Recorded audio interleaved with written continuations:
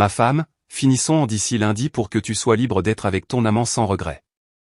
Ma femme infidèle s'est figée, sous le choc, quand j'ai calmement déclaré, nous devons finaliser le divorce d'ici lundi pour que tu puisses profiter de ton amant en tant que femme libre.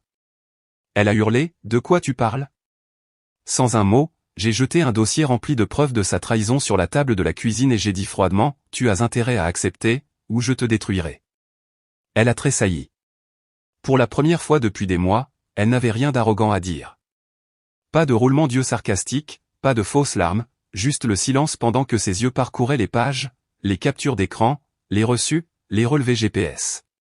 Une photo d'elle montant dans son escalade noire à 1h46 du matin devant l'hôtel Wyndham, portant la même robe rouge qu'elle m'avait dit être juste pour une soirée entre filles. Laissez-moi revenir 40 minutes en arrière. Je l'observais depuis des semaines, en silence, comme un prédateur dans les hautes herbes. Elle s'appelle Amber, et pendant 6 ans, je l'ai appelée ma femme. Les gens pensaient que nous avions le mariage parfait. Bon sang, je le pensais aussi. Jusqu'à une nuit où je l'ai surprise en train d'envoyer des messages à quelqu'un sous le nom de tante Mélissa. Drôle de nom pour une tante, surtout une qui n'arrêtait pas de lui envoyer des émojis aubergines et des notes vocales à minuit. Je savais que quelque chose n'allait pas. Amber a commencé à rester tard au travail. Elle rentrait à la maison fraîchement douchée, mais avec un maquillage toujours parfait. Son parfum est passé d'un arôme floral léger à une senteur lourde et musquée. Elle a cessé de me demander comment s'était passée ma journée. Elle a commencé à verrouiller son téléphone, et puis sont venus les mensonges. Des mensonges constants et hontés. Je suis au yoga, mais son sac de sport restait dans le placard. Je suis avec Becca. Becca a posté un selfie à la plage ce soir-là avec un groupe d'amis différents. Je ne l'ai pas confronté. Pas encore.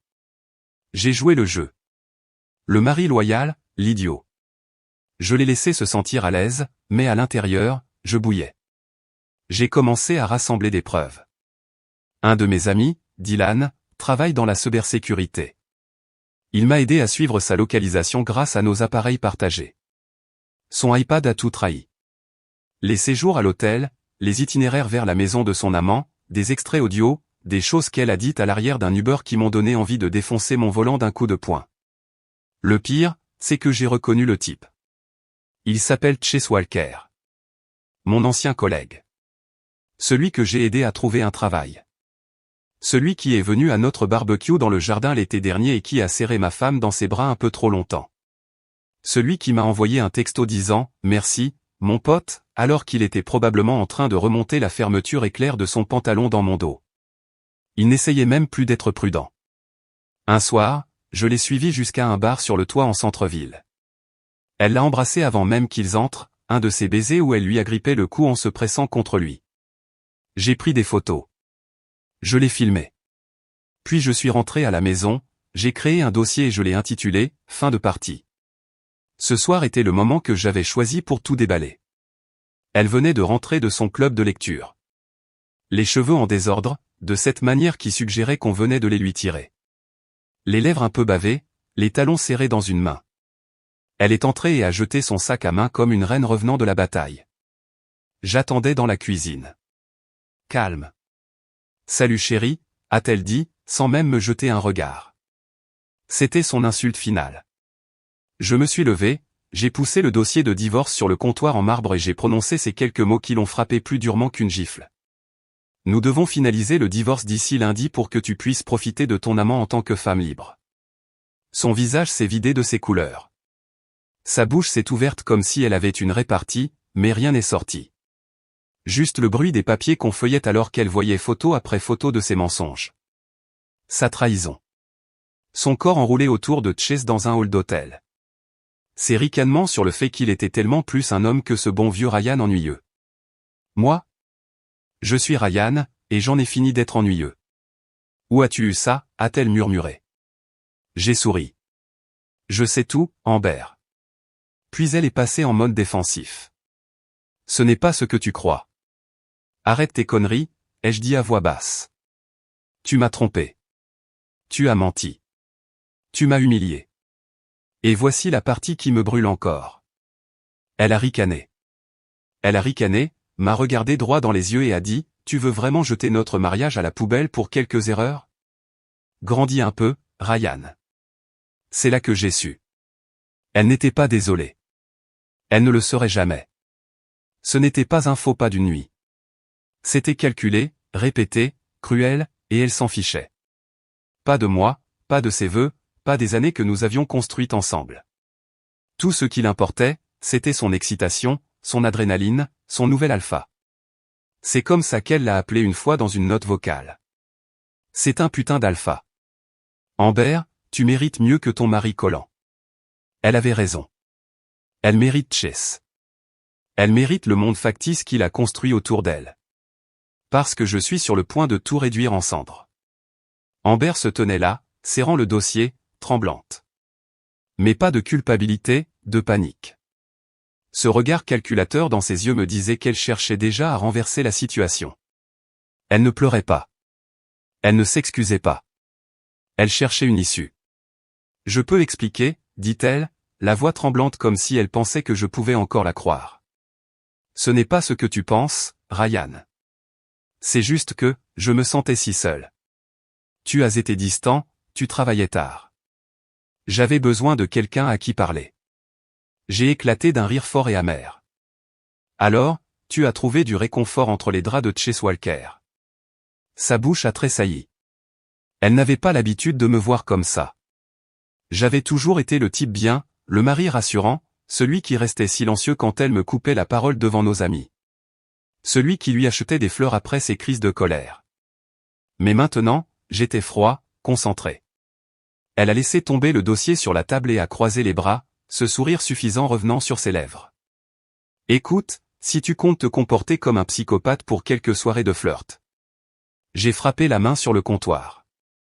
Ne. Elle a sursauté.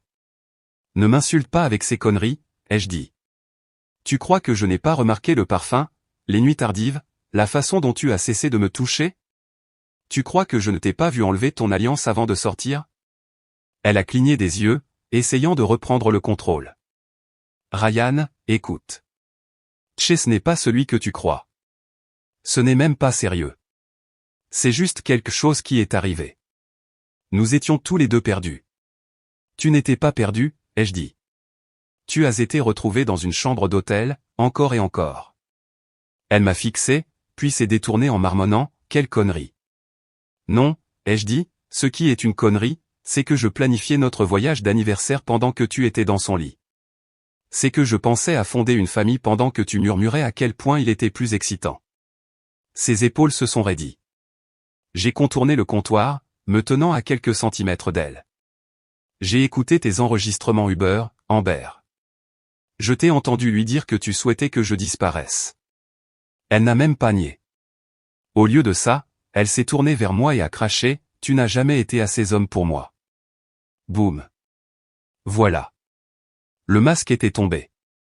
Toutes ces années, toutes les petites piques, les remarques passives-agressives, les faux sourires, tout menait à ce moment. Sa vérité. J'ai porté ce mariage, a-t-elle sifflé. C'est moi qui t'ai fait. Sans moi, tu n'es qu'un informaticien sûr et ennuyeux.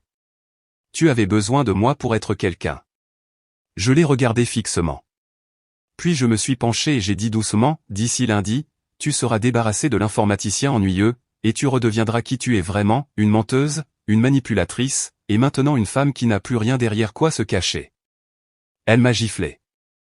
Je l'ai encaissé, sans tressaillir, sans cligner des yeux. Je me suis retourné et j'ai marché vers le couloir. Tu as 3 jours pour déménager tes affaires. Je change les serrures lundi soir.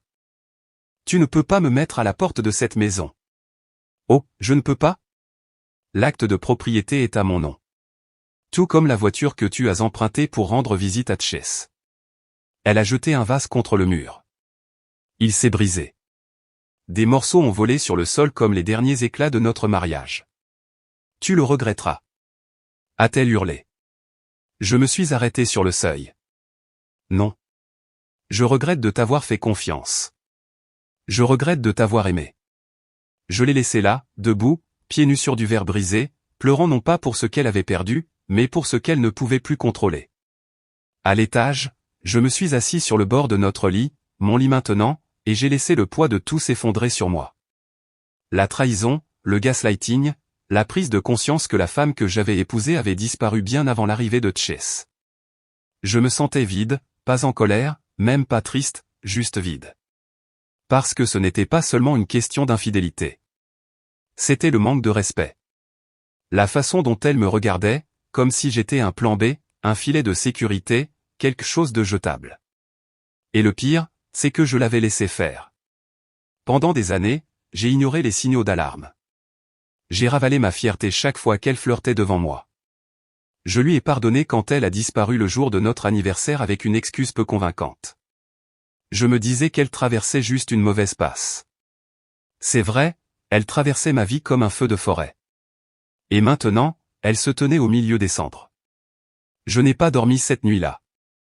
Je suis resté assis là, à regarder par la fenêtre, à l'écouter faire les 100 pas en bas, pleurer, envoyer des messages à quelqu'un, probablement Chase, puis crier à nouveau.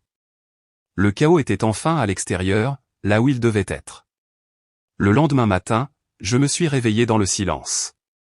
Pas le genre de calme apaisant, mais le genre de silence tendu et lourd, comme l'air avant un orage. Je suis descendu pieds nus, la maison empestant encore le parfum et la rage de la nuit précédente. Amber était recroquevillée sur le canapé, le mascara coulant, une couverture tirée sur elle comme une victime blessée, comme si elle n'avait pas déchiqueté ma confiance comme un animal sauvage. Elle n'a rien dit, me fixant simplement de ses yeux rougis.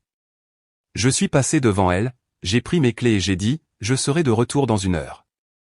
Je veux que tu sois parti quand je reviendrai. Ryan, ne fais pas ça. Je me suis arrêté net, sans me retourner.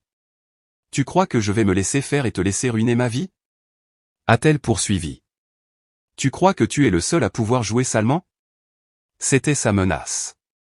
Son petit avertissement pathétique. Mais ça n'a pas eu l'effet qu'elle espérait. Je me suis retourné lentement, la fixant dans les yeux. Fais-le. Essaie pour voir. Elle m'a regardé, la mâchoire serrée, comme si elle calculait jusqu'où elle pouvait me pousser. Chase a des avocats, a-t-elle dit. Il dit que tu ne peux pas me mettre à la porte comme ça. Nous sommes toujours légalement mariés. J'ai failli rire. C'est le même Chase qui n'arrivait même pas à garder un emploi stable jusqu'à ce que je me porte garant pour lui? Le type dont le plus grand atout est un SUV en leasing et une fausse Rolex? Elle a tressailli à cette remarque. Je pouvais voir qu'elle perdait le contrôle, glissant le long du mur d'illusion qu'elle avait construit. Ne parle pas de lui comme ça, a-t-elle lâché. Lui, au moins, il me voit. Il me fait me sentir vivante. J'ai hoché la tête lentement, en me dirigeant vers la porte. Alors va vivre avec lui. On verra combien de temps il appréciera la vraie toi. Je suis parti avant qu'elle ne puisse répondre. Au café, j'ai retrouvé Dylan. Il m'a donné une petite clé USB. Le reste des mémos vocaux. Certains, mec, ils sont brutaux. Je l'ai glissé dans la poche de ma veste. Ça n'a plus d'importance. J'ai déjà entendu ce que j'avais besoin d'entendre. Il s'est penché, baissant la voix. Ça va? Je l'ai regardé droit dans les yeux. Non, mais ça va venir. De retour à la maison, sa voiture était partie. Bien. Je ne suis même pas entré tout de suite. Je suis resté sur le porche, à regarder le ciel, me demandant comment diable je n'avais pas vu qui elle était vraiment. Mais peut-être que si. Peut-être que je ne voulais tout simplement pas le voir. À l'intérieur, elle avait laissé une note. Ryan, je suis désolé que ça se soit terminé comme ça. Je n'ai jamais voulu te faire de mal, mais je ne voulais pas non plus continuer à faire semblant.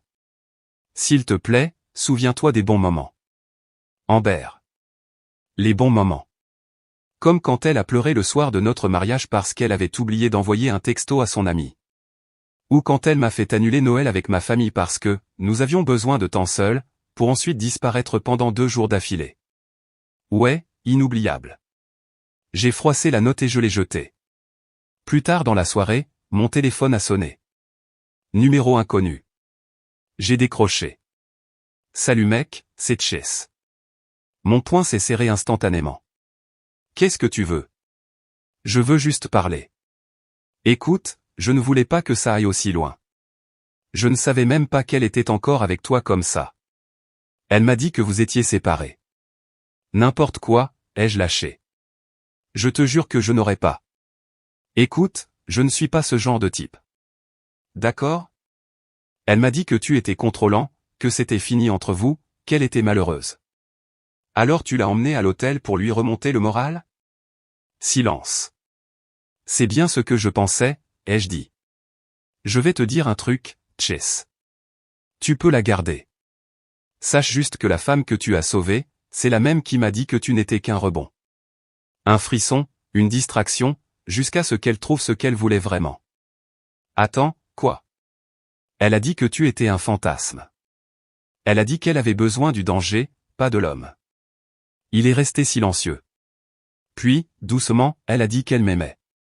Ouais, ai-je dit. Elle a aussi dit qu'elle m'aimait. Juste avant de commencer à mentir tous les jours. J'ai raccroché. Il ne s'agissait plus seulement de moi. Chase était une autre étape dans sa spirale, et je parierais de l'argent qu'elle était déjà en train de préparer la suivante. Cette nuit-là, je me suis versé un verre et je me suis assis à la table de la cuisine où j'avais posé le dossier pour la première fois. Le silence était plus assourdissant maintenant. La maison semblait différente. Vide, oui, mais propre. Débarrassée de son bruit, de son parfum, de ses mensonges. Mais je n'étais pas encore libre. Car même si je voulais faire comme si elle était partie, j'avais encore sa voix dans ma tête. Son rire des jours meilleurs, ses petites blagues stupides, la façon dont elle traçait des cercles sur mon bras quand nous regardions la télé. Tout cela semblait être un rêve dont je m'étais réveillé trop tard. Et pourtant, sous la douleur, quelque chose d'autre commençait à émerger. Pas de la colère, pas de la peine, mais de la clarté. Elle n'avait jamais été à moi. Pas vraiment. Elle ne faisait que passer, goûtant à tout ce que la vie avait à offrir, détruisant quiconque osait s'approcher. Mais j'avais survécu. Et maintenant, j'étais sur le point de construire quelque chose qu'elle ne pourrait jamais toucher. Le lendemain matin, je suis allé au bureau de l'avocat. Je n'avais pas beaucoup dormi la nuit précédente, je fixais juste le plafond, rejouant chaque scène que j'appelais autrefois de l'amour. Ma main a survolé l'onglet des favoris de mon téléphone par habitude. Son nom était tout en haut. Plus maintenant. Mon avocat, Mark Davison, un type pragmatique d'une cinquantaine d'années avec un visage de bulldog et la patience d'un moine, a fait glisser les papiers sur la table en chêne poli. Tout ce dont nous avons besoin maintenant, c'est de sa signature. D'après ce que vous m'avez montré, ce ne sera pas une bataille. À moins qu'elle ne soit plus stupide qu'elle en a l'air. Elle est arrogante, ai-je dit. Elle essaiera quelque chose. Il a hoché la tête. Alors nous frapperons plus fort. Je suis sorti du bureau avec une nouvelle copie des papiers de divorce dans un dossier en cuir. Un sentiment de contrôle revenait lentement, comme si ma peau me seyait à nouveau après des semaines à ramper dans la vie de quelqu'un d'autre. Mais je n'étais pas préparé à ce que j'allais trouver en rentrant à la maison. Sa voiture était là, et la sienne aussi. Chase, ce verre sans colonne vertébrale. Je me suis garé au bout de la rue, le cœur battant. J'ai marché le reste du chemin lentement, de manière calculée. Il y avait du mouvement derrière les stores, des voix. Je suis entré par la porte d'entrée sans frapper. Je n'ai même pas pris la peine de la claquer. Je voulais qu'ils entendent le calme. Ce genre de calme est plus effrayant que n'importe quelle colère. Ils étaient dans le salon. Elle se tenait les bras croisés, comme si elle animait un talk show. Il était assis sur mon canapé, les jambes écartées comme s'il vivait ici. Je ne m'attendais pas à te voir si tôt, dit Amber, inclinant la tête avec cette suffisance qui me faisait fondre autrefois. Maintenant, ça me retournait l'estomac. J'imagine, ai-je dit. J'ai sorti le dossier de sous mon bras et je l'ai jeté sur la table basse. On signe ça aujourd'hui. Attends une minute, commença Chase, mais je l'ai interrompu. Toi, tu n'as pas le droit de parler. Il s'est tu. Amber a ri. Elle a vraiment ri. Tu crois que tu peux venir ici en aboyant des ordres après la façon dont tu m'as traité? L'invasion de ma vie privée. M'espionner. Vie privée, ai-je demandé en haussant un sourcil. Tu as amené ton amant dans notre maison. Elle a levé les yeux au ciel. Encore ça. Chaque jour jusqu'à ce que ce soit fini, ai-je dit. Signe les papiers, Amber. Chase s'est levé. Elle a besoin de temps. Je me suis rapproché de lui. Froid comme la glace. Le temps est écoulé. Amber a regardé entre nous deux. Pour la première fois, sa confiance s'est fissurée. Ryan, tu es hostile. Non, ai-je dit. Je suis libre. J'ai repris le dossier, j'ai sorti les papiers et je lui ai tendu un stylo. Tu signes, et tu pars. Pas de drame, pas de tribunal, pas de scandale public. Tu seras libre de continuer à faire ce que vous faites tous les deux derrière les portes d'hôtel Bon Marché. Elle a pris le stylo, hésitant. Je veux la voiture. J'ai souri. Tu auras ta dignité, si tu arrives à la retrouver. Sa main tremblait légèrement alors qu'elle griffonnait son nom. Elle n'a même pas regardé les lignes. Elle a juste signé comme si elle en avait fini de faire semblant. Chase s'est agité, mal à l'aise, comme s'il pensait que ça se passerait différemment, que je m'effondrerais, que peut-être je supplierais. Pas cette version de moi. Quand ce fut fait, elle a laissé tomber le stylo et a dit, « Et maintenant ?» Maintenant, ai-je dit, tu emballes tes merdes et vous dégagez tous les deux. Elle a regardé Chase. Il était déjà en train de prendre ses clés. J'imagine qu'il n'aimait pas non plus ce côté d'Amber. Attends, dit-elle, soudainement incertaine. C'est tout? Tu ne vas même pas essayer de réparer ça? J'ai ri. Réparer quoi? Tu as incendié le pont, Amber. Tu as allumé l'allumette et tu as dansé pendant qu'il brûlait. Elle m'a regardé comme si j'étais un étranger. Puis elle est passée devant moi, son parfum traînant derrière elle comme un fantôme. Le soir, ils étaient partis. La maison était de nouveau calme. Mais cette fois, ce n'était pas lourd. C'était propre. Je me suis assis sur le porche arrière avec une bière, regardant le ciel devenir orange. Pour la première fois depuis des mois, je n'avais pas l'impression de retenir ma respiration. Je n'étais pas engourdi. Je n'étais pas brisé. J'étais vivant. C'est étrange quand la douleur s'estompe assez pour laisser entrer la vérité. Ce n'est pas toi qui as échoué. C'est juste toi qui as trop cru. J'avais encore sa voix qui résonnait sur les murs. Je voyais encore son ombre dans le couloir, mais ce n'était plus que des vestiges maintenant, de la poussière attendant d'être balayée. Mon téléphone a vibré. Un message d'un numéro inconnu. Si tu penses que tu as gagné, tu te trompes. Amber. Je l'ai regardée, puis je l'ai effacée. Elle n'a plus le droit de vivre dans ma tête. Les jours suivants furent plus calmes que je ne l'avais prévu. Pas de drame, pas de visite surprise, pas d'appel hurlant, juste l'absence. Au début, c'était étrange, comme le calme avant une plus grande tempête. J'attendais que la trappe s'ouvre, qu'Amber tente quelque chose, que Chase se pointe avec une menace pathétique. Mais rien n'est venu jusqu'à mercredi. Je rentrais de la salle de sport quand je l'ai vue. Une BMW argentée et élégante garée de l'autre côté de la rue, en face de ma maison. Vitres teintées, moteur éteint, juste là. Je me suis garé quelques maisons plus loin, j'ai observé une minute, puis je suis rentré chez moi comme si je n'avais rien remarqué. Alors que j'atteignais le porche, la voiture a démarré. Elle est partie lentement, très lentement. Ce n'était pas la sienne.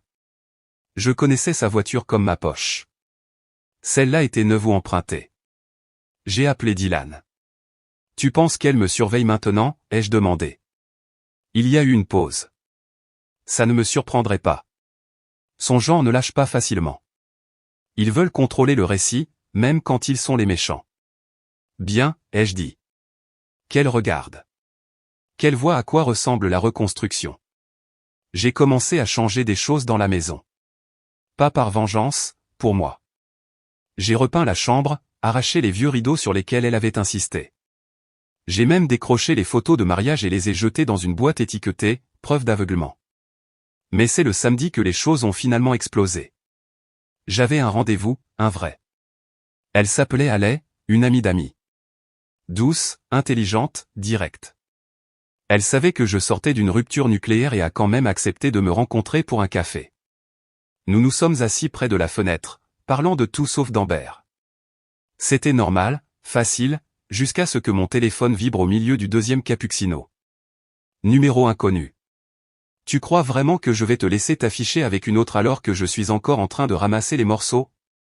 J'ai montré l'écran à Haley. Elle a juste souri. Tu t'es trouvé une folle, hein? Je l'ai épousée, ai-je dit. Elle a ri. Ce rire m'a fait me sentir à nouveau humain.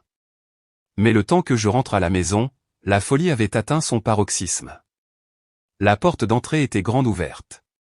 Je suis entré, le cœur battant, les lumières de la cuisine allumées, le couloir sombre, et elle était là, Amber, debout dans le salon comme si elle y vivait encore. « Qu'est-ce que tu fous ici ?» Elle s'est retournée lentement, maquillage parfait, cheveux bouclés, comme si c'était une sorte de réunion. « Nous devons parler. »« Non, » ai-je dit. « Nous n'en avons pas besoin. » Elle a fait un pas en avant. « Je sais que je t'ai fait du mal. Je sais que j'ai menti.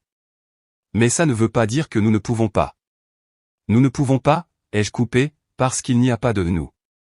Il y a toi, et il y a moi, et il y a un tas de destruction entre nous. » Elle a cligné des yeux, stupéfaite par la résistance, comme si elle s'attendait à ce que je m'adoucisse. « Tu me manques, Ryan » a-t-elle murmuré.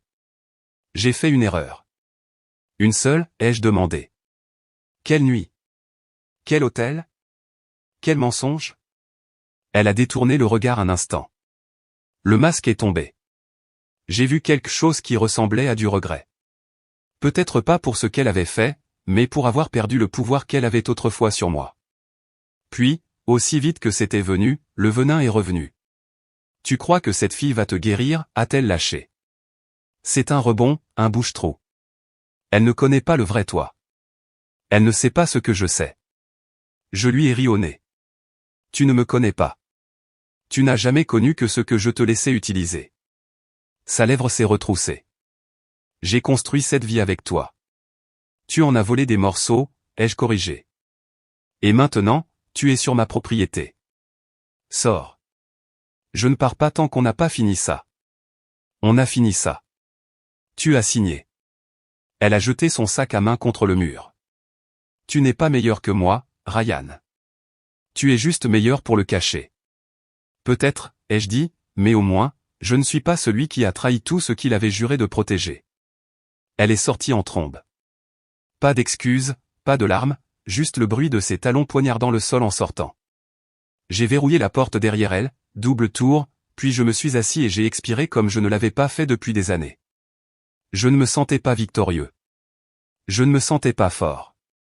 Mais je me sentais fini. Et parfois, en avoir fini est suffisant pour recommencer. Dimanche matin, je me tenais dans la cuisine, versant du café dans une tasse ébréchée, celle qu'elle avait toujours détestée. Elle disait que ça faisait bas de gamme. Je l'ai gardée, non par sentimentalisme, mais parce qu'elle me rappelait que je choisissais enfin pour moi-même à nouveau. La maison était toujours paisible, d'une manière qui me semblait autrefois impossible. Pas de tension bourdonnant dans l'air. Pas de marcher sur des œufs. Juste le silence. Un silence magnifique et guérisseur. Je me suis assis sur le porche arrière, regardant la lumière du petit matin s'étirer sur le jardin. Pour la première fois, je n'étais pas hanté par l'écho de son rire ou le souvenir de son parfum traînant dans le couloir. J'étais libre. Mon téléphone a vibré. Un nouveau message d'elle. Je pense encore à nous, à ce que nous avions. J'aurais aimé que ça ne se termine pas comme ça. Je n'ai pas répondu. Je n'en avais pas besoin. La partie de moi qui aspirait autrefois à sa validation avait disparu. Brûlée, affamée, enterrée, remplacée par quelque chose que je n'avais pas ressenti depuis des années. La paix. Il a fallu que je sois humilié pour voir la vérité. Pour réaliser que j'avais aimé quelqu'un qui me traitait comme une option de rechange, un plan B, une chose sur laquelle s'appuyer jusqu'à ce que quelque chose de mieux se présente. Mais j'ai survécu à elle, et c'est ce qui comptait. Dans les semaines qui ont suivi, j'ai recommencé à construire. Pas seulement ma maison. J'ai renoué avec des amis que je n'avais pas vus depuis des années. J'ai recommencé la randonnée. J'ai dormi toute la nuit. J'ai souri sans avoir à me forcer. J'ai même revu aller quelques fois. Pas de pression, pas de poids, juste deux personnes parlant de choses réelles, riant de mauvais films, partageant des repas sans tension cachée ni ressentiment enfoui. Quoi que cela devienne ou non, c'est honnête, et c'est suffisant. Un soir, j'ai sorti le dossier de divorce du tiroir. Je n'en avais plus besoin. Les preuves, les photos, les enregistrements, c'étaient des poids morts. La preuve de quelque chose que j'avais déjà surmonté. Alors j'ai allumé le foyer extérieur, j'y ai jeté toute la pile et je l'ai regardé brûler, regardé ces mensonges se transformer en fumée, regardé ma douleur se réduire en cendres. Et quand ce fut fini, je suis resté assis là, seul, avec rien d'autre que le bruit du bois qui crépite et ma propre respiration. J'étais toujours là, toujours debout, plus fort, plus intelligent, et enfin entier. Si quelqu'un qui lit ceci a vécu cela ou est en plein dedans, voici mon conseil. Ne suppliez pas quelqu'un de vous aimer de la bonne manière. Ne restez pas fidèle à quelqu'un qui se nourrit de votre silence. N'essayez pas de réparer ce qu'il ne cesse de briser exprès. Quand quelqu'un vous montre qui il est vraiment, croyez-le. Et s'il réduit votre monde en cendres, reconstruisez-le en mieux. Sans lui.